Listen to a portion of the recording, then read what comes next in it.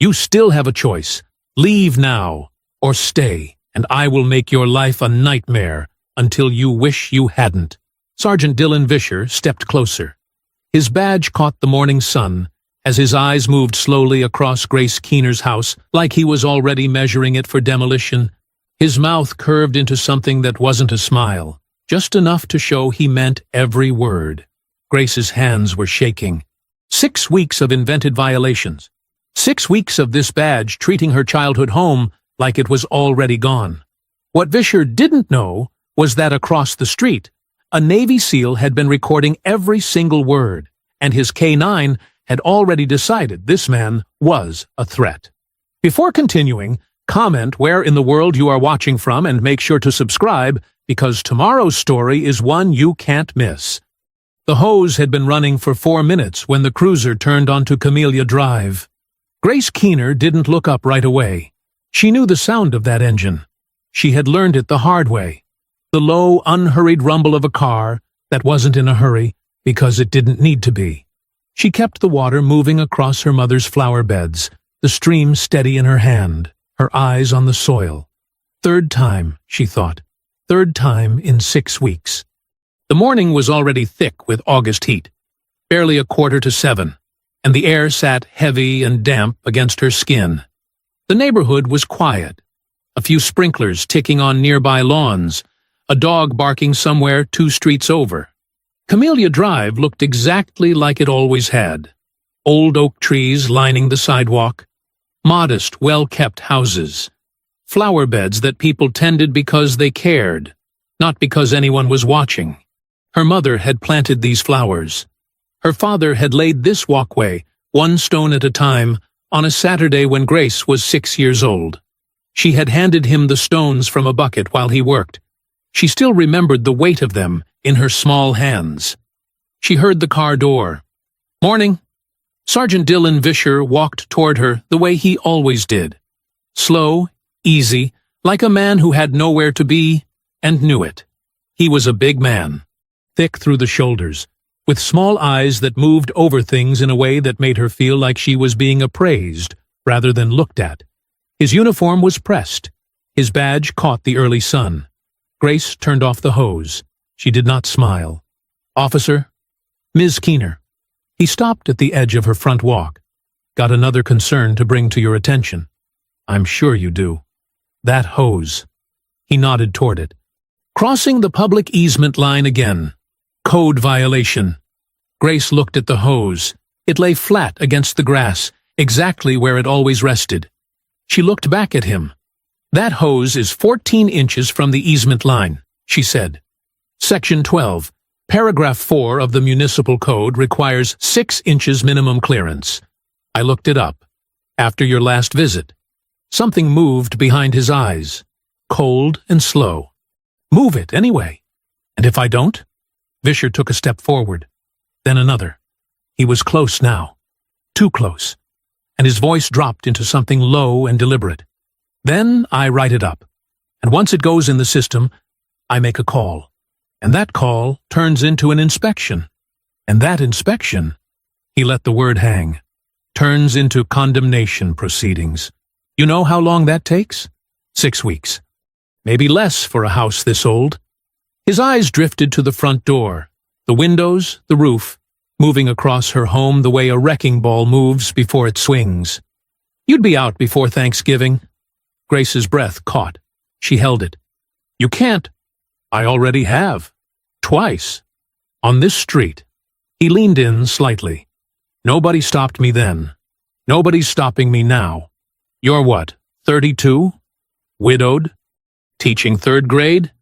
His mouth curved into something that wasn't a smile.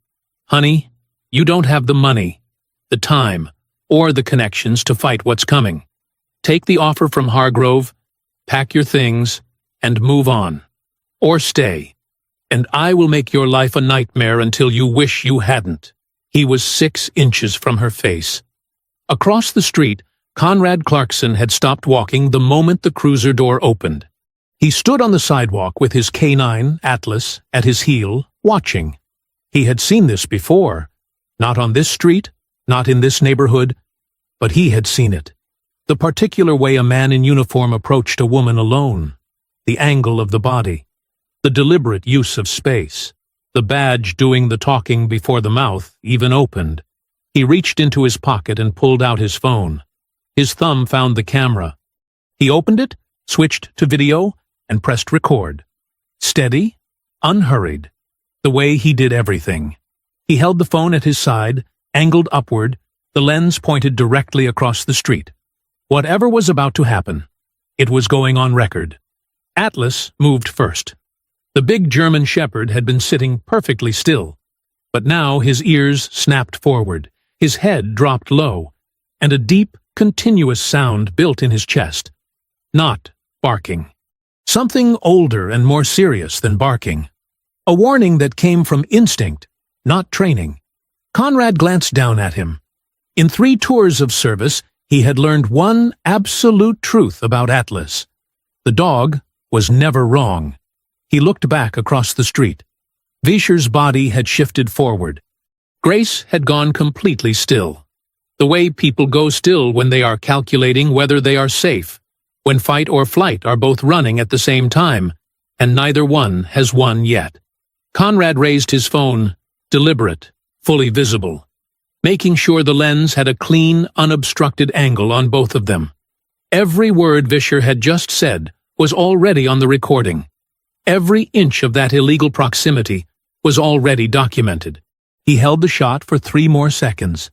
Then he pocketed the phone and moved. He crossed the street in long, unhurried strides, Atlas matching him step for step. He didn't run. He didn't shout. He walked with the quiet certainty of a man who had put himself between danger and innocent people in places far worse than a suburban sidewalk. He stepped directly between Grace and Vischer. Not aggressively, not dramatically.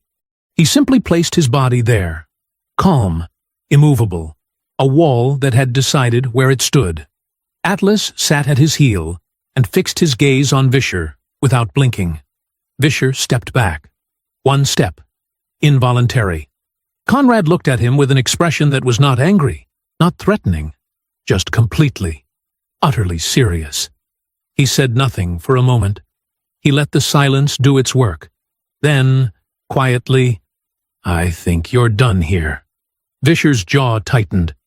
His eyes dropped briefly to Atlas, who had not moved, had not looked away, and showed absolutely no intention of doing either. Then back up to Conrad. Something shifted in Vischer's expression. The performance slipped, just for a second. And what was underneath it wasn't confidence. He straightened, adjusted his belt, looked past Conrad to Grace. "You think about what I said." He turned and walked back to his cruiser. Slow, deliberate, still trying to own the moment he had just lost. The door closed. The engine turned over. The cruiser rolled away. Grace let out a breath she hadn't realized she was holding. Her hands were shaking. She looked at the man standing beside her, this stranger who had just stepped into the middle of her life without being asked. Conrad turned to her. His expression was steady, even. "You all right?" She looked at him, then at Atlas, who had finally, only now, relaxed his gaze and settled back on his haunches. "I don't know yet," she said honestly. Conrad gave a single nod, like that was a fair answer. Then he reached into his pocket and held up his phone between them, the screen still showing the video timestamp, still running. "He won't know I have this," Conrad said quietly. "Not yet." Grace stared at the phone, then at him. For the first time in 6 weeks, the shaking in her hands began to slow. The school day was the longest one Grace could remember. She stood in front of 23 third graders and taught them about community. What it meant, why it mattered, how neighborhoods were built by people who decided to stay. She used her best teacher voice. Steady, warm, present. Inside, she was anything but. Vischer's words had followed her through every hour of the day, settling into her chest like something with weight. You don't have the money, the time, or the connections. She had replayed the scene 100 times between morning circle and afternoon dismissal. The way he had leaned in, The way his eyes had moved across her house, like he was already measuring it for something else. And then, Conrad. The phone already raised, already recording, before he ever set foot on the street. She had seen the timestamp on that screen. He hadn't started recording when things got bad. He had started recording the moment Vischer got out of the car. That meant he had been watching before she even knew she needed a witness. She didn't know what to make of that. But she hadn't been able to stop thinking about it. She pulled into her driveway at 4:20 p.m. and sat in the car for a moment. He had shown her the phone that morning, the screen still running, the timestamp climbing, and said quietly, "He won't know I have this. Not yet." Then he had gone back across the street, and she had gone inside, and the day had swallowed her whole before she'd had a chance to breathe. She had his name. She had his words. She had the image of that timestamp burned behind her eyes. What she didn't have yet was the full picture. What exactly the recording had caught. How much of it was usable. Whether it was enough to mean anything at all against a man with a badge and apparent connections to people with money. She got out of the car and crossed the street before she talked herself out of it. Conrad opened the door on the second knock. He didn't look surprised. He stepped aside without ceremony, and Atlas moved back to make room, tail low and easy. "I want to see it," Grace said. "All of it. That's why I left the light on," he said simply. She followed him to the kitchen. A laptop sat open on the counter, already loaded. The video paused at the first frame. She could see herself on screen, standing in her front yard, hose in hand, Vischer's cruiser visible at the edge of the frame. Conrad hit play and said nothing. She watched in silence. Hearing it was different from living it. In the moment, her whole body had been occupied with holding herself together, keeping her voice level, keeping her feet planted, managing the fear that Vischer clearly intended for her to feel. She hadn't been able to fully absorb it while it was happening. Now she absorbed all of it. Every word. The condemnation threat. "You'd be out before Thanksgiving."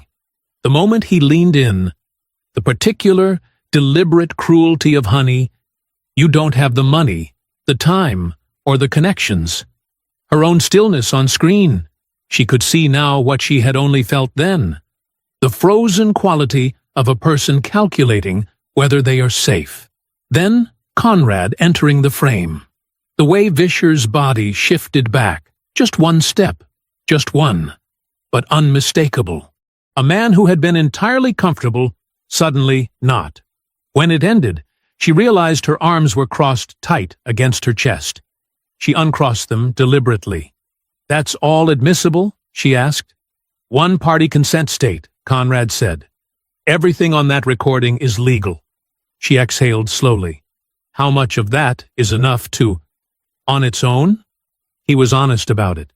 "Enough for a formal complaint. Not enough to guarantee anything happens to him." He turned to face her fully. "Has he done this before? To you? Specifically?" And so she told him. All of it. The 6 weeks of harassment. The 3 invented violations. The 2 neighbors who had already sold under pressure, including Miss Evelyn next door, who had lived on Camellia Drive longer than Grace had been alive. The rumor that Hargrove Development had a city official in their pocket. She told him about her parents building their lives in this house, about her father signing it over to her before the wedding. She told him about Jonas, briefly, just enough for Conrad to understand what this house was. Not property, not an asset. Continuity. Proof that her family was here, belonged here, and could not simply be erased. Conrad listened without interrupting once. When she finished, he was quiet for a moment. Then, filing a complaint tomorrow routes directly to Chief Herter. He'll warn Vischer by noon. 1 recording isn't enough to survive that. He looked at her steadily. But 1 recording is a start. We keep building. We. She noticed the word. So did something in her chest. A small, cautious thing that had been braced for "you're on your own," and got something entirely different instead. She stood to leave. At the door, she paused. "Why did you start recording before you even crossed the street?" she asked. "You didn't know what was going to happen." Conrad looked at her evenly. "I knew enough," he said. Grace nodded once and walked back across the street to her house. The evening air sat warm and still around her. She went inside and stood in her parents' kitchen for a long moment. For the first time in 6 weeks, the fear in her chest had something next to it. It felt a little like fighting back. Grace was back across the street by 7:15 Thursday morning. She had spent Wednesday night the same way she'd spent most nights lately, lying awake in the quiet house, staring at the ceiling, thinking.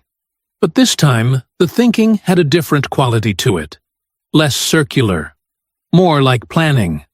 By the time the sun came up, she had a list of questions in her head, and no patience left for waiting. She knocked twice. Conrad opened the door already dressed, coffee in hand, Atlas at his side. He looked at her the way he always seemed to look at her, like her arrival was simply the next logical thing.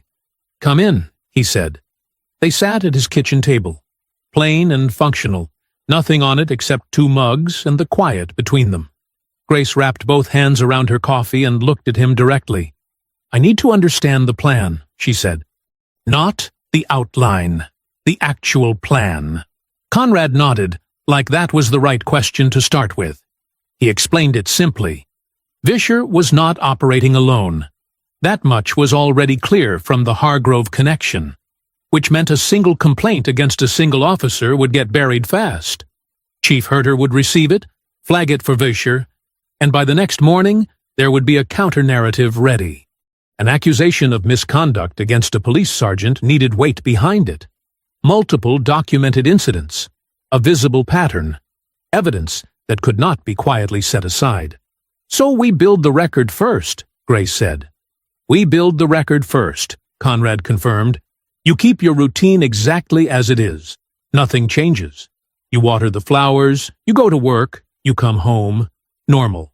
I walk Atlas at 6 every morning and again in the evenings. Nobody thinks twice about a man walking his dog." He paused. "But I'm always watching." Grace was quiet for a moment. "How long?" "However long it takes him to show himself again." His voice was even. "Men like Vischer don't stop. That's the one thing working in our favor." She nodded slowly. Then she looked down at her mug, and something shifted in her expression. Something quieter and heavier moving up from beneath the practical conversation. "Can I tell you something?" she said. "About the house." "Go ahead." So she told him. She told him about her father, Drake, who had worked the same job for 26 years so that he could pay off the mortgage and have something real to hand down, who had signed the house over to her before her wedding because he wanted her to have something that was truly, legally, entirely hers. Something that couldn't be taken away by circumstance or bad luck or the wrong year. She told him about her mother's garden, the same flower beds Vischer had used as his excuse 3 times now, and how her mother had spent 20 years learning every plant by name. Then she told him about Jonas. Not much. Just enough. She told him that Jonas had stood on this porch the first time she brought him home, and looked at the street and said, "This is your armor, Grace. You understand that? This is the thing that holds you up." She told him that Jonas had been gone 18 months now, taken in a car accident on a Tuesday afternoon while she was teaching multiplication tables, and that she had learned to live with that the way you learn to live with any wound, carefully and with constant attention to where it hurt. She told him that Vischer knew she was a widow, had said it to her face, used it like a blade, widowed. Teaching 3rd grade, like her losses were a list of weaknesses, like grief was the same thing as surrender. She stopped talking, looked out the window. "This house is the last place where all of them still exist," she said quietly. "My mother, my father, Jonas, all of it. If I lose it—" She didn't finish the sentence. She didn't need to. The kitchen was very still. Conrad looked at her for a moment, not with pity. Not with the careful, managed sympathy people usually offered when she mentioned Jonas. He looked at her the way someone looks at a thing they understand. "Then we don't lose it," he said. 3 words. No performance in them. Just a statement of fact. Grace pushed her chair back and stood. She had a classroom to get to. She picked up her bag, and at the kitchen doorway she paused and looked back at him. "What do you actually do?" she asked. "For work." "What is it you do?" Conrad considered the question for just a moment. "I used to do a lot of watching," he said. Grace held his gaze for a beat. Then she nodded once, walked down the hallway, and stepped out into the morning. For the first time in 6 weeks, something other than dread walked out of that house with her. Thursday morning, 6 a.m. sharp. Conrad came out of the front door with Atlas at his heel, the same as every morning. Same route, same pace. Same unremarkable man walking his dog while the neighborhood woke up around him. A few early risers had started to recognize Atlas. A woman on the corner always waved. A retired man 2 houses down had once offered the dog a biscuit. Conrad accepted all of it, warmly, unhurriedly, without leaving an impression worth remembering. That was exactly the point. He crossed toward the far side of Camellia Drive, letting Atlas set the pace. His phone was in his shirt pocket. The small lens of Atlas's collar camera pointed outward at the world. He wasn't thinking about what he might capture today. He was thinking about patterns. Vischer had come 3 times in 6 weeks. Men like Vischer were creatures of habit. They repeated what worked until something stopped them, which meant he would come back. And when he did, Conrad would be outside, and the camera would be running, and Vischer would have no idea. He just had to be patient. He didn't have to wait long. At 7:22 Thursday morning, on his second loop of the block, Conrad spotted Vischer's cruiser rolling slowly down Camellia Drive. No lights, no stop. Just that same slow, deliberate crawl. The roll of a man reminding the street that he could show up whenever he wanted. Conrad kept walking. He did not look directly at the cruiser. The car slowed further as it passed Grace's house. From the corner of his vision, Conrad watched Vischer raise his phone and point it through the window at the property, photographing the house, documenting it the way you documented something you were building a case against. Conrad walked Atlas another 30 feet down the sidewalk before smoothly turning back, unhurried. Just a man looping back on his route. The collar camera had a clean angle the entire time. He noted the timestamp in his head. 7:22 a.m., Thursday.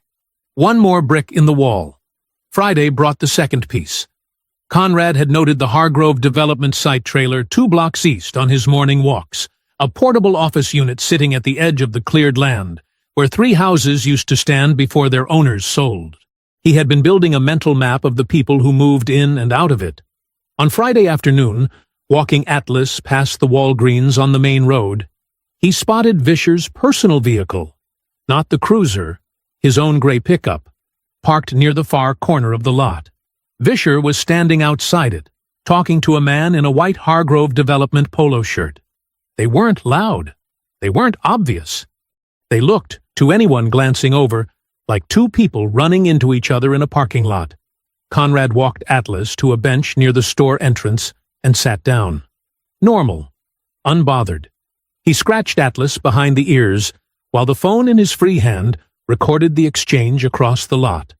The Hargrove rep pulled a folded document from a clipboard and handed it to Vischer. Vischer looked it over, nodded twice, and handed it back. They shook hands. Brief, businesslike.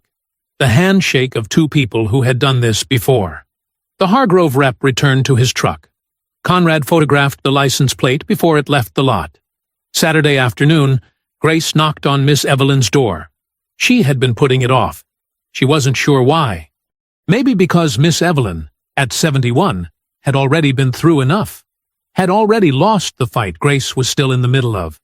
And telling her the full truth felt like reopening something that had only barely closed. But she needed to know, and Miss Evelyn deserved to.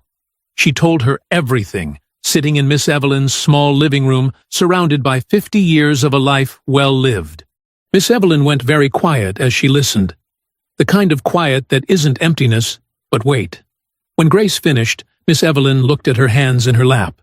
"He came to my door in October," she said softly, "stood right where you're sitting, and told me my fence was going to fail every inspection from here until I couldn't afford to fix it anymore."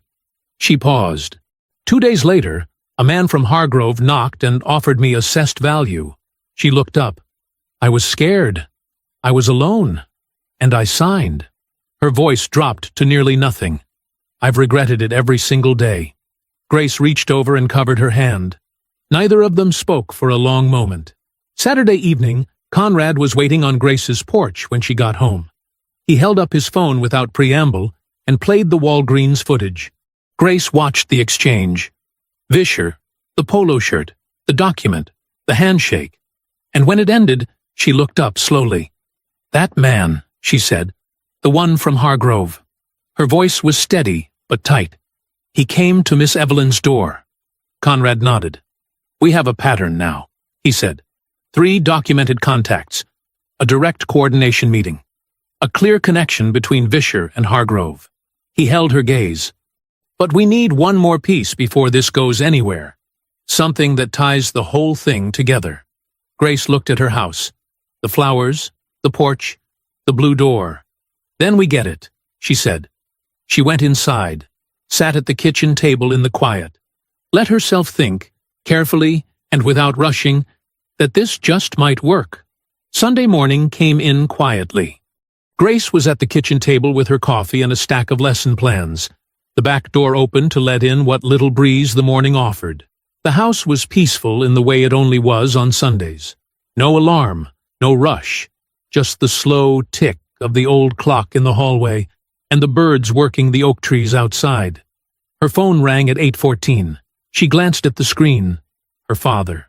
She picked up, smiling. "Hey, Dad." "Grace." His voice stopped her cold. Drake Keener had a voice built for reassurance. Deep, steady. The voice of a man who had talked her through every hard thing since she was old enough to have hard things. She had never once heard it sound the way it sounded right now. Tight, controlled, frightened underneath. "What happened?" she said. "I just got off the phone with the City of Maplecrest Code Enforcement Office." He paused, and she could hear him choosing his words carefully, the way he did when he was trying not to alarm her, while being unable to hide that something was very wrong. "They said a formal inspection request was filed on your property. Under my name, using my phone number." Another pause.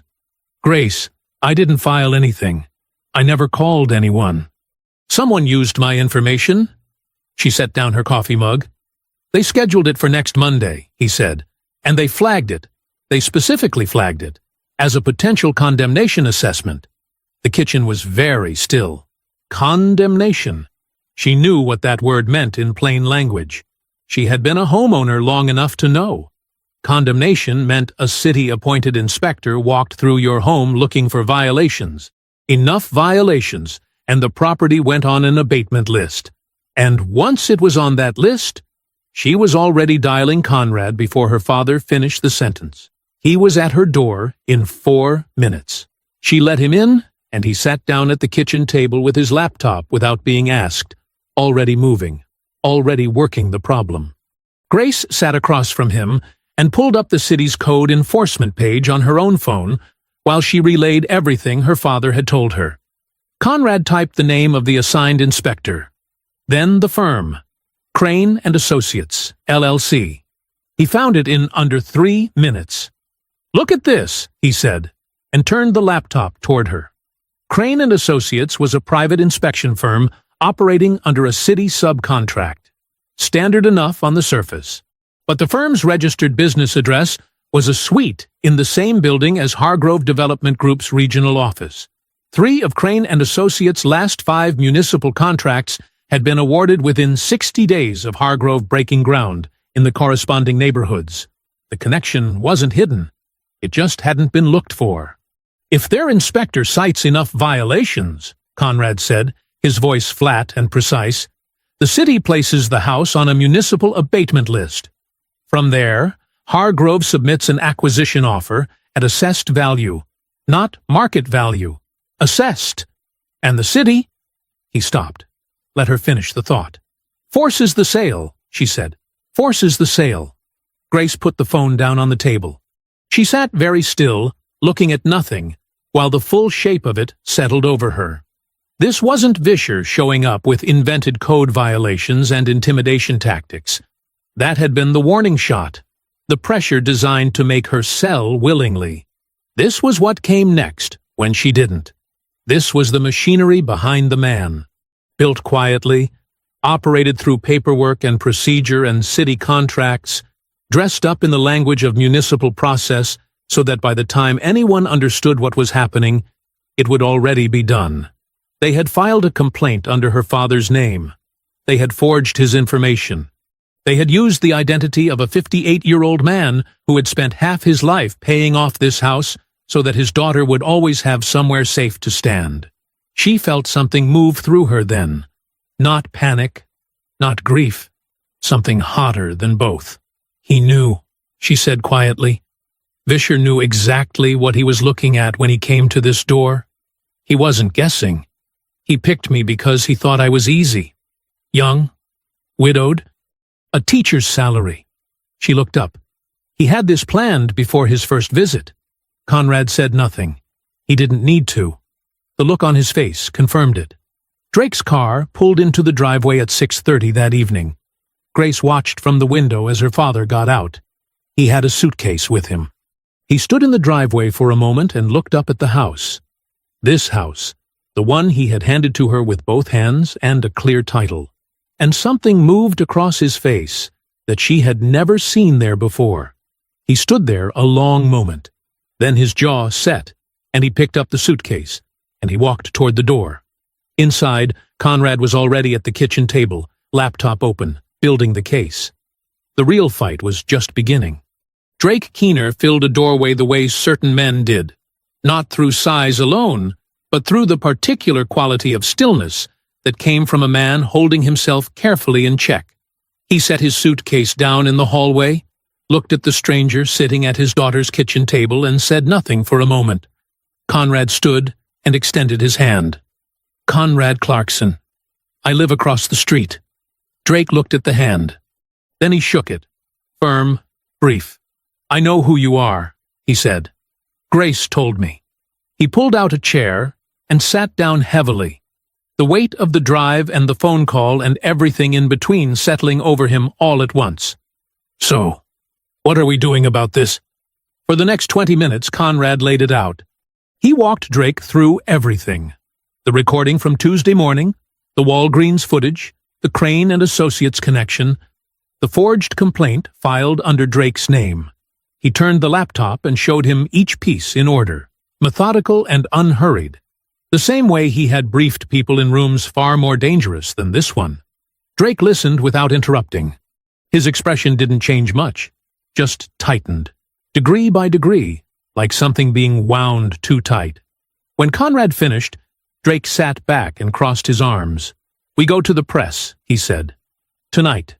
We take everything you just showed me and we put it in front of a camera and we make it impossible for them to ignore." "I understand why you want that," Conrad said. "Then let's do it. If we go public right now, Herter has the story by morning." Conrad kept his voice even. "Hargrove has a PR firm on retainer. By noon tomorrow, the narrative is that a grieving young widow is making accusations against a decorated officer because she doesn't want to comply with legitimate code enforcement. They will bury this before it breathes." He paused. "We have evidence of a pattern. We don't yet have the thread that ties the whole conspiracy together in a way no one can explain away. We go now. We lose." Drake's jaw was tight. "My daughter has been targeted in the home I gave her. They used my name, my phone number." He leaned forward. "You're asking me to sit on that. I'm asking you to be patient for a few more days, so that when this lands, it lands once, and it lands completely." Conrad held his gaze. Men like Vischer have beaten complaints before. We need this to be the one he can't beat. The kitchen was very quiet. Then Grace placed her hand on her father's arm. Not urgently, gently. The way you touched someone you knew well enough to know when words would help and when they wouldn't. Drake looked at her. Something in his expression shifted. The particular surrender of a parent who has raised a child capable enough to be trusted. "Okay," he said quietly. "Okay." Conrad picked up his phone. He scrolled to a contact he had stored under a single initial, O, and typed a brief, careful message. No details. Just enough. Need to talk. Tonight. Secure line. He had made contact with Councilwoman Pia Rushton 2 days earlier through a mutual connection in the state attorney's office, a name passed to him quietly by the federal investigator he had worked alongside 3 years ago. He knew her background. He knew she had been building a case against the Hargrove police relationship for 2 years. He knew she was waiting. The reply came in 4 minutes. A phone number, a time, 11 p.m. At 11 o'clock, Conrad put the call on speaker. Councilwoman Rushton's voice was measured and precise. The voice of a woman who had spent decades choosing her words in rooms that were not always on her side. She listened to the summary without interrupting. When Conrad finished, there was a brief silence. "I've been building toward this for 2 years, she said. "I have circumstantial connections, political patterns, community testimonies. What I don't have is documented, specific, provable misconduct with paper behind it." Another pause. "If what you're describing is as solid as you're telling me, we can take this to my contact at the state attorney's office. But I need the full package. Everything. Nothing partial. Nothing preliminary. They will only move once." "Understood," Conrad said. "Give us a few more days." "You have until the inspection," she said. And the line went quiet. By midnight, the kitchen table had become something else entirely. Conrad assigned roles without ceremony. Drake would formally document the fraudulent complaint filed under his name. Dates, the call record, a written statement.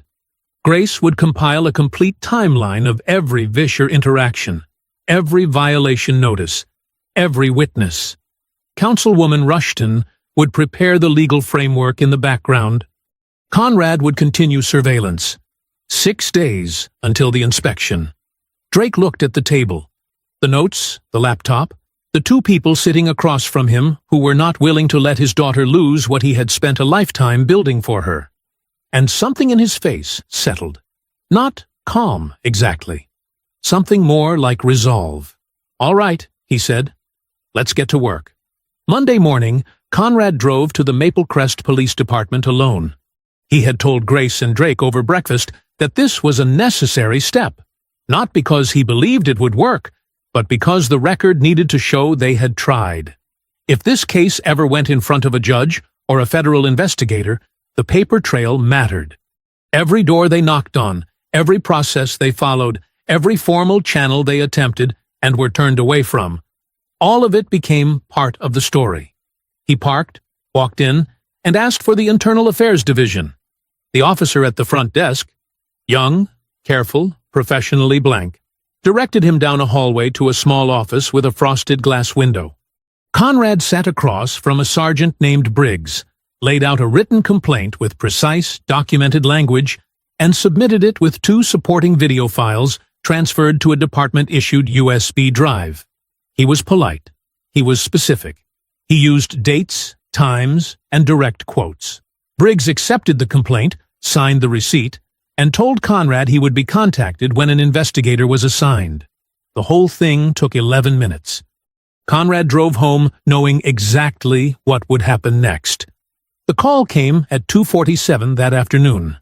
A department administrator informed him that his complaint had been received, logged, and assigned to an investigator. The investigator's name was Officer Dominic Denzel. Conrad thanked her, ended the call, and immediately looked up the name.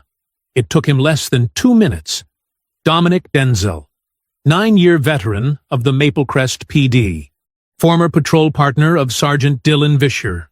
They had worked the same beat, driven the same routes, filed reports side by side from 2011 to 2019.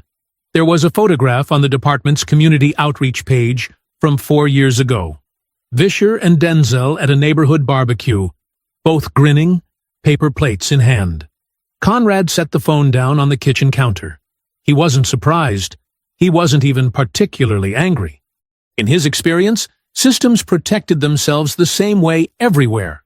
Quietly, efficiently, and with the complete confidence that nobody was watching closely enough to notice. He wrote the assignment down in his notes. Date, time, investigator name, prior relationship to subject. Every detail documented. Then he moved on. Grace had spent her lunch break on the phone. She had found the attorney through a bar association referral. A civil rights lawyer based in Atlanta named Pamela Harmon, who had handled 3 municipal misconduct cases in the past 5 years. Grace had prepared for the call the way she prepared for parent-teacher conferences. Notes organized, facts ready, nothing left to memory. Harmon listened carefully and asked sharp, precise questions. Grace answered all of them. When she finished, Harmon was quiet for a moment. Then she said what Grace had been afraid she might say. "The evidence you're describing is strong. Genuinely strong. Under normal circumstances, I would tell you we have a solid foundation for a federal civil rights claim." A pause. "But your inspection is in 6 days. To file for an emergency injunction, I need a minimum of 2 weeks to prepare the motion properly, gather supporting affidavits, and get in front of a federal judge. We don't have 2 weeks. Grace pressed her fingers against the bridge of her nose. "Is there anything?" "Not on the injunction timeline. Not responsibly." Harmon's voice was direct but not unkind. "What I can tell you is this. If you can delay or survive that inspection, the case you're describing is exactly the kind of thing I take on pro bono. You get me the full evidence package, I will make time for it." Grace thanked her, ended the call, and sat in her car in the school parking lot for 3 minutes before going back to her classroom. She laid it all out that evening at the kitchen table. She told Conrad and Drake about the complaint assignment, Denzel, the former partner, the 9 years together. Then she told them about the attorney, the timeline problem, the injunction that wasn't coming in time. She kept her voice steady and her language plain. No dramatics. Just the facts. Drake sat with it. He looked at the table for a long moment. Then he picked up Grace's written timeline. 4 pages, handwritten, every Vischer interaction logged in her neat school teacher's hand, and read it from the beginning, page by page, all the way through, without saying a word. When he set it down, his eyes were red at the edges. "You've been carrying all of this alone," he said. Grace looked at her father, at the man who had handed her this house with both hands, and the absolute belief that it would keep her safe, and felt the full weight of the past 6 weeks, pressed down for just one moment. "Not anymore," she said. Tuesday was a good day at school. Grace's 3rd graders had been working on a unit about families and history, where people came from, what they carried forward, why it mattered. She had spent the morning listening to 8-year-olds describe their grandparents' houses, their family recipes, the things that got passed down. A boy named Kenny told the class that his great-grandmother still lived in the house where she was born. The class had gone quiet with a kind of instinctive respect that children sometimes showed before they were old enough to know why. Grace had stood at the front of the room and smiled, and felt it move through her like a blade. She got home at 4:30, still carrying the feeling. The brochure was in her mailbox, glossy, full color, folded into thirds like a real estate flyer, like something you'd find at an open house. The front read, Maple Crest Commons, a new vision for community living. Beneath that, a photograph of a sleek modern building against a bright blue sky. Grace stood at the mailbox and looked at it. Then she carried it to the front porch and unfolded it. The inside spread was a bird's-eye rendering of the completed development. She could see the whole thing from above. Clean lines, identical roof lines, a courtyard in the center with ornamental trees that would never grow in this climate. Streets labeled with new names. Green space precisely placed where green space photographed well. She found Camellia Drive. She found it because she knew exactly where to look. The slight curve of the road, the oak trees along the left side, the intersection at the far end. She traced the familiar shape of it with her eyes, the way you traced something you had known your whole life. Her house was not there. Miss Evelyn's house was not there. The two lots sat inside the development's footprint as smoothly as if nothing had ever stood on them. No acknowledgement, no asterisk, just clean, unbroken lines where 30 years of living used to be. She and Miss Evelyn had been removed from the map as completely and casually as you might erase a pencil mark. Grace sat down on the front steps. She sat there for a long time.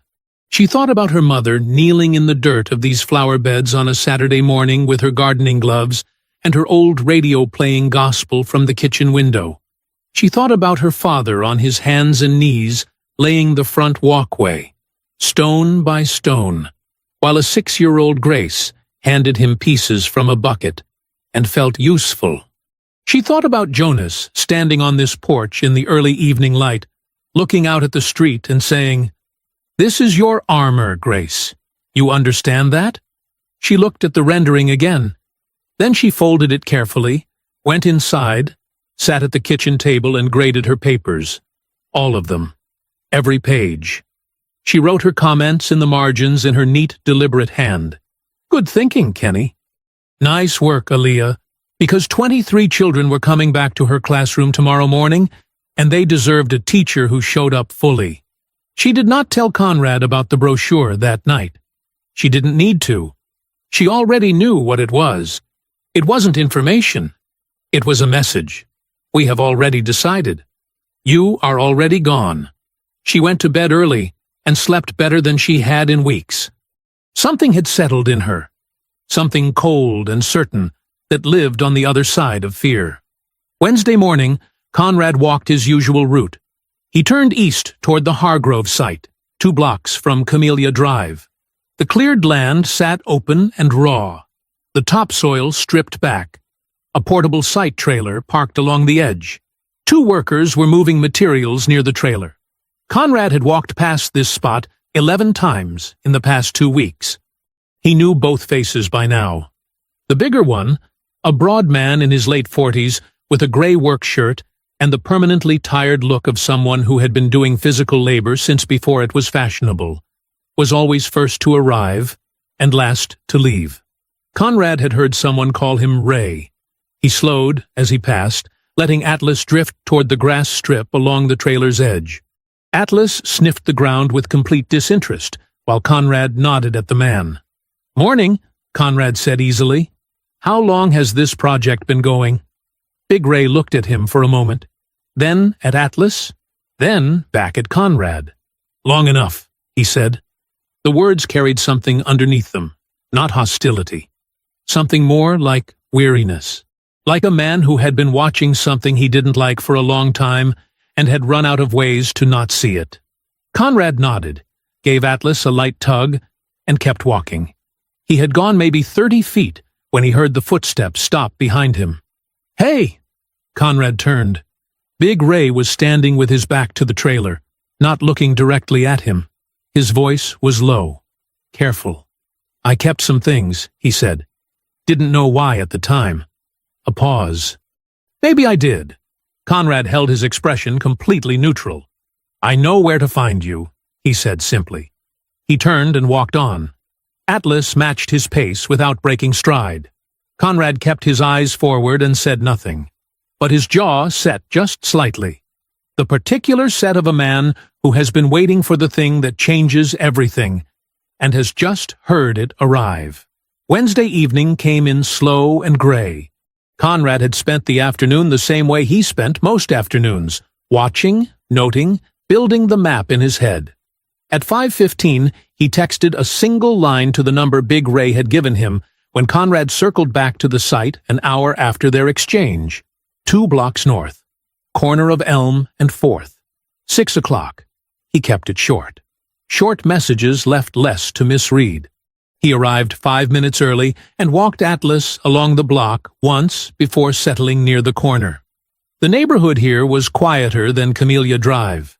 A dead-end street, no through traffic, nothing that would make 2 men talking look like anything worth noticing.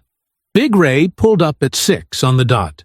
He was a large man up close, thick through the chest and shoulders, hands that looked like they had been doing real work since before Conrad was born. He moved with the particular caution of someone who had made a decision and wasn't fully at peace with it yet. He looked up and down the block twice before he stopped walking. Atlas sat between them. Big Ray looked at the dog the way most people did, uncertain at first, then reassured by the dog's complete disinterest in him. "Nobody saw me leave," Big Ray said. "Good," Conrad said. "What do you have?" Big Ray reached into his jacket and pulled out his phone. His hands were steady, but his jaw was tight. "I've been on this project 7 months," he said. "From the first week, I could see something wasn't right. The timeline was moving too fast for the permits we had. Blocks that weren't supposed to be cleared yet were getting cleared. Houses that were supposed to still have residents. The residents were just gone. You asked about it?" "Once." He looked at Conrad evenly. Once was enough. He opened his email app and handed the phone over. Conrad read slowly and carefully, the way he had been trained to read documents in the field. Not for impression, but for specifics. Dates. Names. Language that was meant to obscure, but didn't quite. The emails were an exchange between 3 parties. Hargrove's regional director, a man named Gabriel Fleck, the inspector from Crane & Associates, and a third address that resolved, when Conrad looked it up, to a private email account registered to Dylan Vischer. The language was careful in places. Corporate. The kind of careful that told you the people writing it knew exactly what they were doing and believed they were smart enough to get away with it. But the meaning was not hidden. Accelerating vacancy on target corridor addresses, a phrase that appeared 3 times across different emails, always in the context of a specific timeline aligned with Hargrove's development schedule. A spreadsheet attached to one email listed addresses on Camellia Drive, with columns marked status. Words like resistant, pending, soft, cleared. Grace's address was listed. The status column beside it read, resistant, accelerate. Another email, from Fleck to the inspector, contained the sentence, coordinate with our contact at MPD to ensure inspection flags are sufficient for abatement on remaining resistant properties. The date on that email was 3 weeks before Vischer's first visit to Camellia Drive. Conrad read it twice. Then he handed the phone back. "How many of these do you have?" he said. 11 emails, screenshots of all of them. Big Ray's voice was quieter now.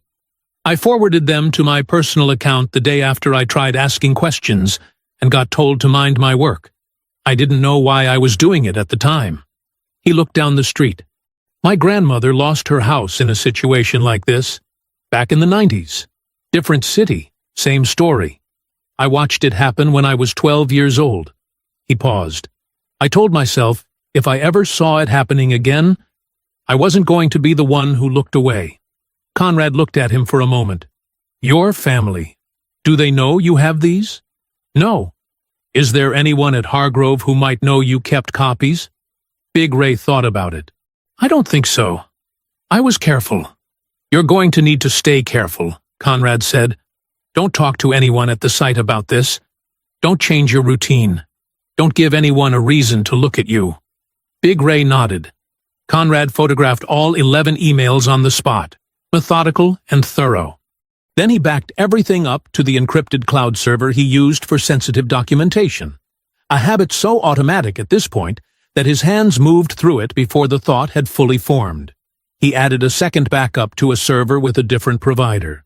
Then a third copy, sent encrypted to a recipient address only he controlled. Whatever happened next, these emails were not going anywhere. That night, Conrad laid it all out on Grace's kitchen table. He turned the laptop to face her and Drake, and walked them through the emails one by one. The names, the language, the timeline, the spreadsheet with their address marked resistant. He kept his voice even and plain.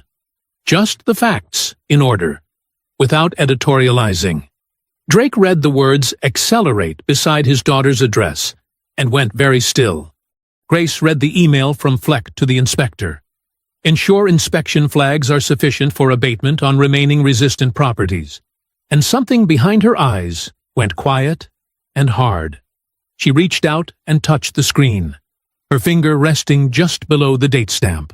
3 weeks before he first came to my door, she said. He was already assigned to me. Conrad nodded. He called Councilwoman Rushton's secure line from the kitchen table, put it on speaker, and read her the key passages. There was a silence on the other end that lasted several seconds. Then, "Get me the full package. I'll have my contact at the state attorney on the phone by morning." The kitchen was quiet after the call ended. Drake sat back in his chair. The tightness that had been in his face since Sunday had not gone away, but something had shifted underneath it. Purpose, maybe. The particular forward-leaning feeling of a fight that could actually be won. Grace sat at the table, the same table where she had eaten every important meal of her life, and let herself cry. Not from fear, not from grief, from the very specific, overwhelming relief of someone who has been holding their breath for weeks and has finally been given permission to exhale. Her father reached across the table and covered her hand with his. Neither of them said anything. They didn't need to. Thursday had been a good day. That was the part that made it worse. The state attorney's office had confirmed receipt of Councilwoman Rushton's preliminary briefing. The civil rights attorney, Harmon, had called Grace at lunch to say she had reviewed the email chain summary and was clearing her schedule. Conrad had spent the morning running through the full evidence package, the recordings, the photographs, the emails, the documented timeline, and everything was holding. Everything was solid. For the first time since Sunday, the kitchen table felt less like a war room and more like a place where they might actually win something. They had dinner together that evening, the three of them. Drake made his late wife's chicken and rice, the recipe he kept in his head because writing it down had always felt unnecessary. They ate and talked about something other than Vischer for 40 minutes. Grace laughed once, genuinely, fully, at a story her father told about the drive down, and Conrad watched them and said little and seemed content with that. It was the last peaceful moment of the night. Conrad's phone rang at 9:04 p.m. He looked at the screen. Big Ray. He answered immediately. What happened? Big Ray's voice was not the steady, careful voice from Wednesday evening. It was tight and fast and stripped of everything except fear. My truck, he said. Someone broke into my truck last night. My phone is gone. The work phone and my personal one. Both gone. I came home an hour ago and tried to get into my laptop, and it had been wiped. Remotely. Everything on it. Gone.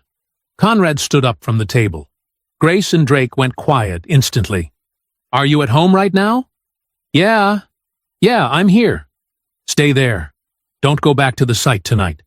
Don't contact anyone from Hargrove. Conrad kept his voice level and deliberate.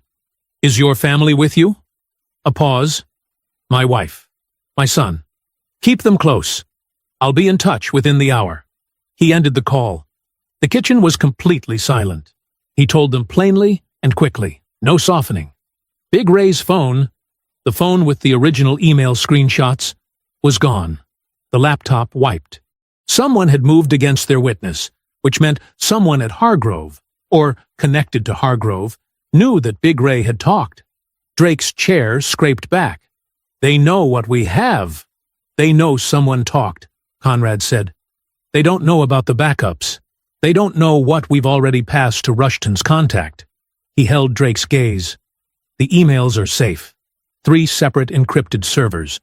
None of them accessible from anything Big Ray owned. He had backed everything up before showing anyone. The moment Big Ray had handed him that phone on Wednesday, Conrad had treated it the same way he treated intelligence documents in the field. Copy first. Distribute to secure locations. Assume the original will be compromised. It was not caution. It was habit. It was the thing that 17 years of operating in hostile environments had permanently installed in him. They can't take back what's already been sent, Conrad said. The words settled. Drake sat back down slowly. Rushton called 7 minutes later. She didn't wait for a greeting. "There's a story running tonight," she said. "Local outlet. Someone leaked that I have been investigating Hargrove. The piece is framing me as a political opportunist, targeting a development company bringing jobs and investment to Maple Crest." Her voice was controlled but tight. "3 of the 4 council colleagues I need for a formal motion have already gone silent. I've had 2 texts and 1 voicemail since the story posted, all variations of the same message. Let's wait and see." "Does it compromise the state attorney contact?" Conrad asked. "No. That's a separate track, and they don't know about it." A pause. "But it narrows what I can do publicly before the investigation is formally opened." Conrad thanked her and ended the call. He looked at the table. Grace was watching him. Drake was watching him. He started to speak. Then the back door opened, and Drake stepped outside to move his car forward in the driveway. He had mentioned it blocking the sidewalk earlier, and was back inside in under 90 seconds. He stood in the doorway. In his hand was a printed photograph. Grace's house.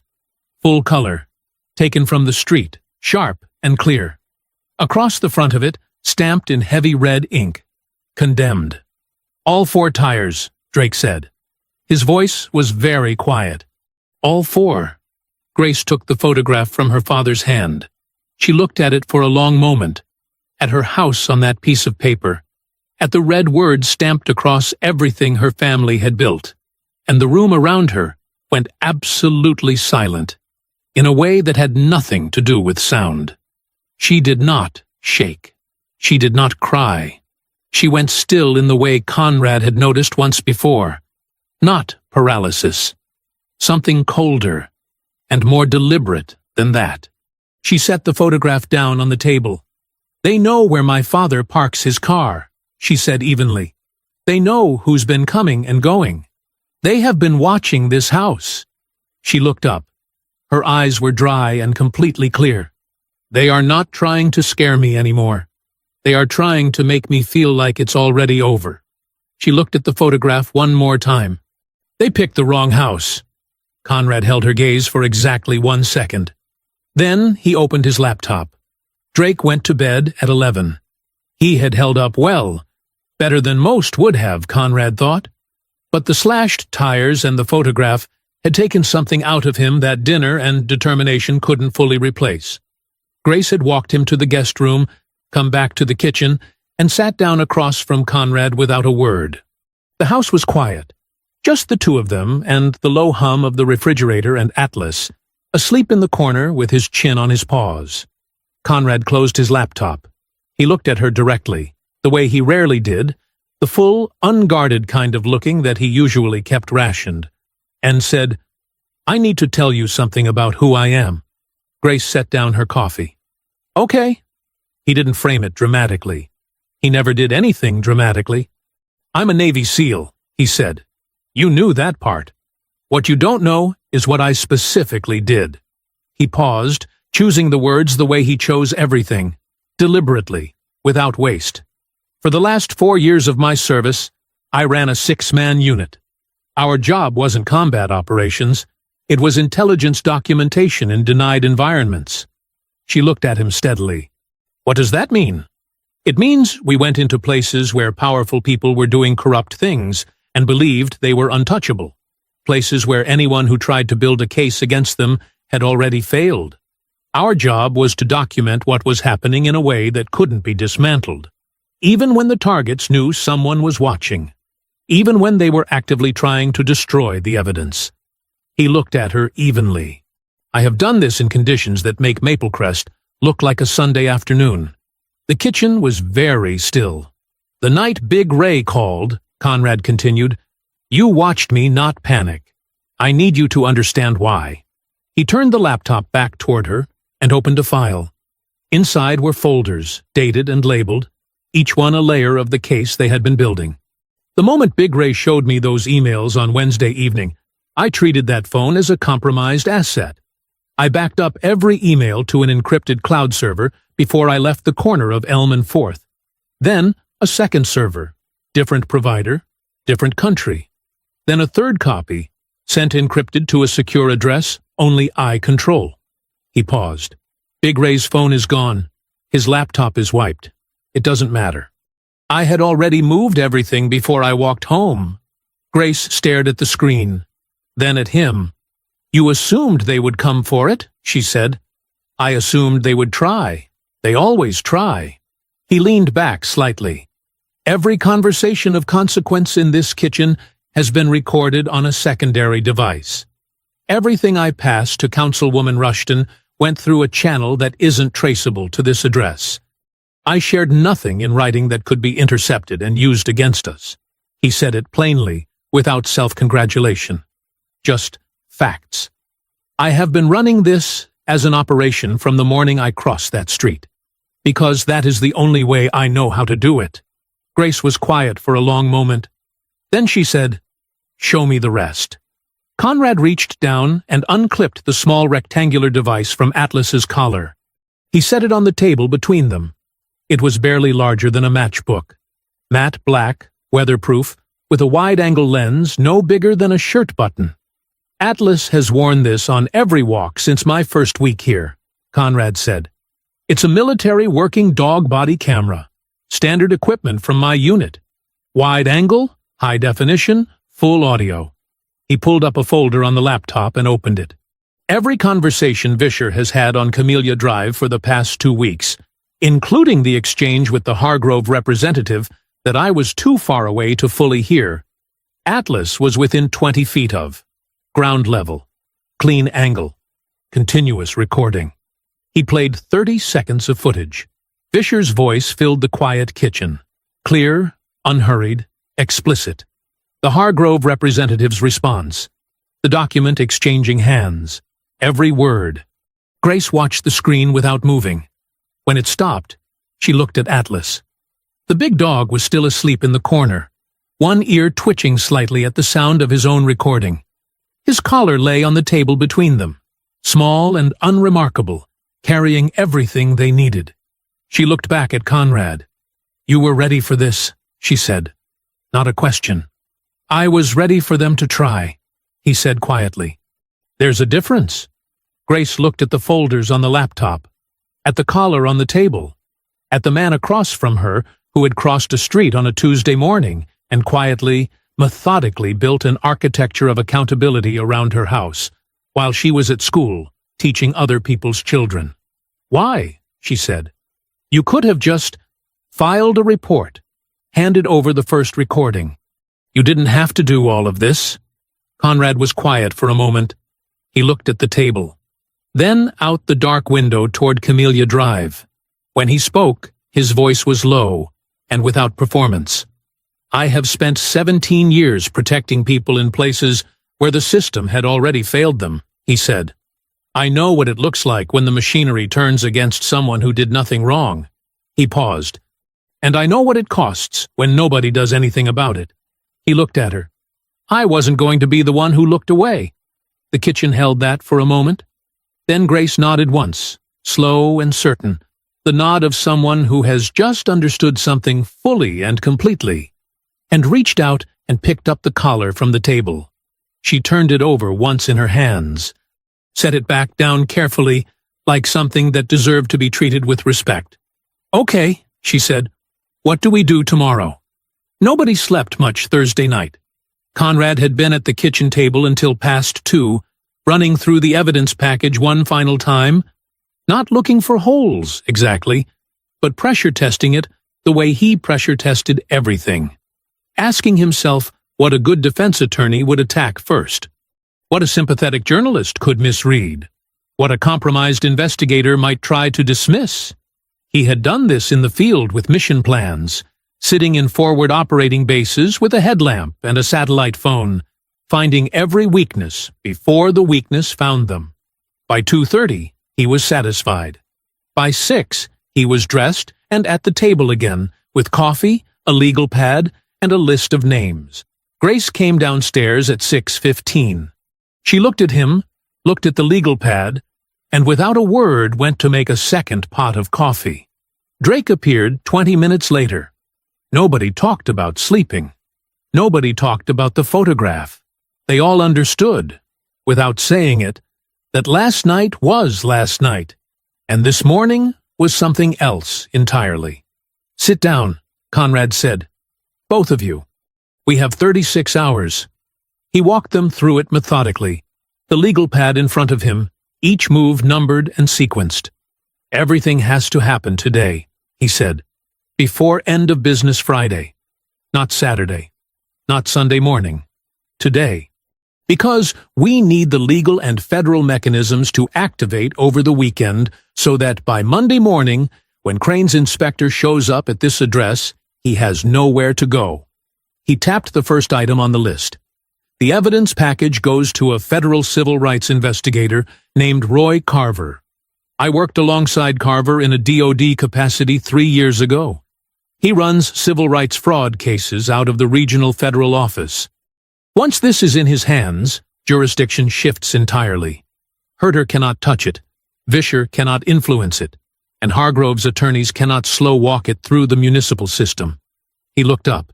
Carver agreed to an urgent review when I reached out last night. Drake leaned forward. "You called him last night? After everything that happened?" "After everything that happened," Conrad said, "was exactly the right time to call." He tapped the second item. "Councilwoman Rushton holds a press conference this afternoon. Not the full package. We don't compromise the federal investigation. But enough. The Walgreens footage, the Crane and Associates connection, the fraudulent complaint filed under your name." He looked at Drake. "Public credibility matters. We need the story on record before Monday." He tapped the third. "Harmon files the emergency motion this morning. Inspector conflict of interest. Documented financial ties between Crane and Associates and Hargrove. She needs a federal judge to grant a stay on the inspection." He paused. "She said last night she has a judge in mind. Someone who has seen this kind of case before." The kitchen was quiet for a moment. "And what do we do?" Grace asked. "You and Drake stay here," Conrad said. "Close to the phone. I need to be mobile." He left at 8:15 with the full encrypted package on a drive in his jacket pocket and a duplicate already transmitted to 2 secure servers. He drove to the federal building downtown and met Roy Carver in a 4th-floor conference room at 9:30. Carver was a compact, quiet man in his early 50s, with reading glasses pushed up on his forehead and the permanent slight squint of someone who spent his days reading very fine print. He took the drive without ceremony, plugged it into a secure terminal, and read in silence for 22 minutes. When he looked up, he said, "This is a coordinated deprivation of property rights under color of law. Minimum 4 federal statutes, possibly 6. He pulled his glasses down. "I'm opening a preliminary inquiry today." Conrad nodded once. "The inspection is Monday morning. I'll have something in motion before close of business." Councilwoman Rushton's press conference ran at 2 p.m. Conrad watched it on his phone from the parking lot outside the federal building. She stood at a podium outside City Hall in a deep blue suit, a single page of notes in front of her, and she was devastating. Calm, specific, and precise. Every sentence a fact. Every fact sourced. She named Crane and Associates. She named the fraudulent complaint. She named the pattern of targeted displacement. She did not name Conrad. She did not name the federal inquiry. She named Vischer. Grace's phone rang at 4:47 p.m. She was standing in the front yard. She had come outside without entirely meaning to, drawn to the porch, then down the steps, then to the flower beds, standing in the same spot where this had all begun 6 days ago. The evening air had cooled slightly. A few neighbors were out. Camellia Drive looked the way it always looked. She answered on the second ring. It was Harmon. Her voice was even, but there was something alive underneath it. "The judge granted the stay," she said. 30 days. The inspection cannot proceed Monday morning." Grace lowered the phone slowly. She stood in her front yard and looked at her house. The flower beds. The blue door her father had painted the summer she turned 7. The porch where 3 generations of her family had stood watching the same street. And she exhaled. Slowly. Completely. 36 hours. That was all it had taken to dismantle what they had spent months building. She was still standing there when Conrad's green truck turned onto Camellia Drive and pulled into the driveway across the street. He got out and looked at her over the roof of the truck. She held up the phone. He nodded once. That was enough. Nobody suggested sleeping in. By 7 Monday morning, all three of them were dressed and downstairs. Drake made coffee without being asked. Grace sat at the kitchen table with her hands wrapped around her mug and said very little. Conrad stood at the front window, watching the street the way he had watched 100 streets before this one. Patiently, with the particular stillness of someone who understood that waiting was not the same as doing nothing. The inspection had been scheduled for 9 a.m. The stay was in place. The inspector had no legal authorization to proceed. On paper, this morning should have been simple. But Conrad had not survived 17 years of operating in dangerous places by trusting that things on paper stayed that way. So they waited. At 8:40 a.m., his phone buzzed. A text from Roy Carver. 2 words. Moving now. Conrad looked up. It's happening. 2 unmarked federal vehicles pulled up in front of the Maple Crest Police Department at 8:43 a.m. They parked without ceremony. No lights, no announcement. 2 agents in plain clothes walked through the front entrance and asked for Chief Ronald Herter by name. Herter was in his office when they came through the door. He was a large man who had spent 30 years carefully constructing the appearance of authority. The pressed uniform, the commendations on the wall, the particular way he sat behind a desk that suggested the desk existed to hold him up rather than the other way around. He looked at the 2 people standing in his doorway and at the federal credentials in their hands, and something in his face went very still. They handed him a letter. He read it standing up. Then he sat down. The letter outlined the scope of a federal civil rights investigation into a coordinated conspiracy to deprive Maple Crest residents of property rights under color of law. It named Hargrove Development Group. It named Crane and Associates. It named the fraudulent complaint filed under Drake Keener's information. And it named Sergeant Dylan Vischer, who was to be placed on immediate administrative leave, effective that morning, pending the outcome of the federal inquiry. Herter read it twice. Then he made a decision in under 60 seconds. The decision was not complicated. Ronald Herter had built his entire career on one foundational principle: never be the last man standing in a burning building. He had not protected Vischer because he believed in him. He had protected him because Vischer had been useful and the risk had seemed manageable. The risk was no longer manageable. He reached for his phone. He did not call Vischer. He called his department's public affairs office. The Crane and Associates inspector arrived on Camellia Drive at 9:02 a.m. He drove a white company truck with the firm's logo on the door. He turned onto the street slowly, clipboard visible on the passenger seat, moving toward Grace's address with the unhurried confidence of a man arriving to perform a routine task. He got 3 houses down before he saw the unmarked vehicles parked 2 blocks ahead near the intersection. Federal plates, 2 men in plain clothes standing beside them, making no effort to be inconspicuous. He slowed, looked at the address on his clipboard, looked back at the vehicles. He sat there for 11 seconds. Then he put the truck in reverse, turned around at the nearest driveway, and drove back the way he came. The clipboard stayed on the passenger seat. He did not stop. He did not get out. He did not come back. Grace was on the porch when it happened. She had come outside at 8:50 with her coffee, Drake beside her, both of them watching the street without pretending they were doing anything else. She saw the white truck turn onto Camellia Drive. She recognized the logo on the door. She had looked up Crane and Associates enough times in the past week that the name had embedded itself like a splinter. She watched it slow down. She watched it stop. She watched it turn around. She did not cheer. She did not cry. She stood on her porch and watched that white truck disappear around the corner and felt something move through her that was quieter and deeper than celebration. The particular feeling of a thing that was supposed to happen, that powerful men had spent months engineering to happen, simply not happening. being stopped, being turned back. Her father put his arm around her shoulders. Neither of them spoke. By 10 a.m., Chief Herter's public statement was live on the department's website. Conrad read it aloud from the kitchen table, his voice completely flat. Herter expressed his deep concern over officer conduct. He pledged full and transparent cooperation with the ongoing federal investigation. He described his commitment to the highest standards of integrity within the Maple Crest Police Department. He did not mention Vischer by name. He did not need to. Everyone reading it understood exactly who he was talking about, and exactly how quickly Ronald Herter had decided that 20 years of looking the other way had never happened. Drake listened to the whole thing without expression.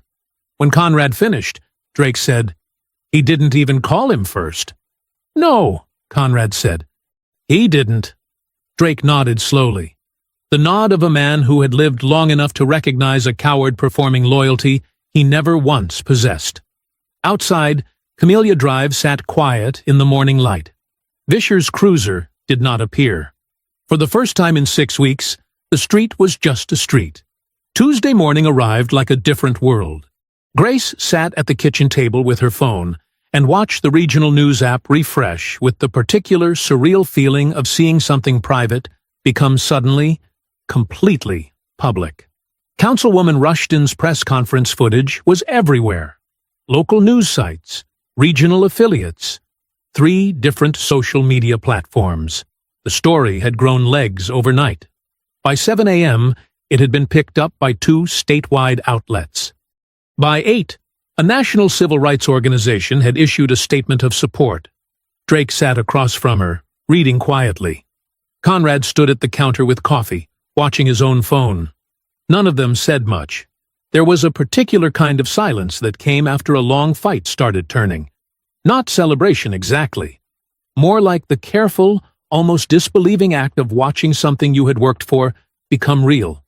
Gabriel Fleck, Hargrove Development Group's regional director, resigned at 11:47 Tuesday morning. The company released a statement through their PR firm. Carefully worded, heavy with phrases like, "does not reflect our values," and committed to ethical business practices, that managed to throw Fleck completely under the bus, while mentioning Hargrove's community investment record 4 times in 6 paragraphs. Conrad read it, set his phone down, and said nothing. Grace read it, and felt something crystallize in her chest. The cold, clarifying recognition of watching people who had operated with total impunity suddenly move very fast to protect themselves. Hargrove's stock dropped before noon. Investors did not wait for details. The word federal in a press release had a way of making money move. By Tuesday afternoon, the city had formally terminated Crane and Associates' municipal subcontract, pending review of the firm's practices. The inspector who had turned his truck around on Camellia Drive Monday morning, whose name was now in 3 separate news stories, found his professional licenses flagged for review by the state licensing board. He had not spoken publicly. His attorney had issued a brief statement advising that he was cooperating with investigators. Big Ray's attorney, arranged through the civil rights firm, confirmed that afternoon that his client was under formal witness protection protocols and that any attempt at retaliation would be added to the federal complaint. Then the detail emerged that changed the temperature of everything. It came through Carver's office, passed to Councilwoman Rushton, who called Grace directly at 2 p.m. During the execution of a federal search warrant on Vischer's department records, investigators had found a document. A list. Handwritten on standard notebook paper, folded into his desk drawer beneath a departmental manual. It contained the names and addresses of 14 homeowners on the Hargrove Development Corridor. Beside each name, Vischer had written a brief assessment. Notes on age, household composition, employment, whether the owner had legal representation, whether they had family nearby. The list was a targeting document, a vulnerability map. Each person on it had been selected because Vischer had determined they were least likely to fight back. Beside Grace's name, in his handwriting, were 7 words: new widow, no legal background, should be easy. Councilwoman Rushton read it to her over the phone. Grace sat very still at the kitchen table and let those 7 words settle over her. She thought about the first morning Vischer had come to her door, how he had looked at her, how he had calculated the angle of his approach before he ever opened his mouth. He had not arrived at her house as a police officer responding to a complaint. He had arrived as a predator who had done his homework.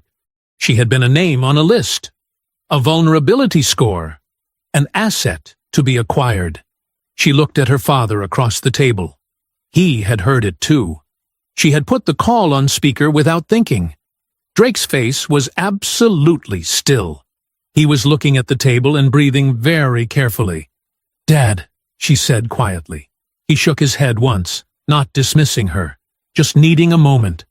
By Wednesday morning, the story had been running for 36 hours and showed no signs of slowing. Miss Evelyn called at 7 a.m. Her son had been on the phone with an attorney since Monday evening. The sale contract on her house had not yet closed, and with the Hargrove investigation now federal, the attorney had moved successfully to freeze the transaction. Miss Evelyn's house was not gone. Not yet. Maybe not at all.